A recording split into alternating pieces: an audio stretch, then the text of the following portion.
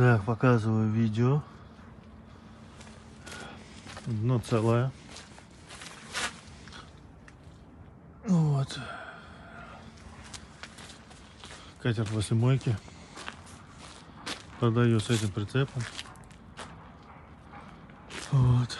Все додраили после сезона. Все чистенький, аккуратненький. Тент вымытый тоже.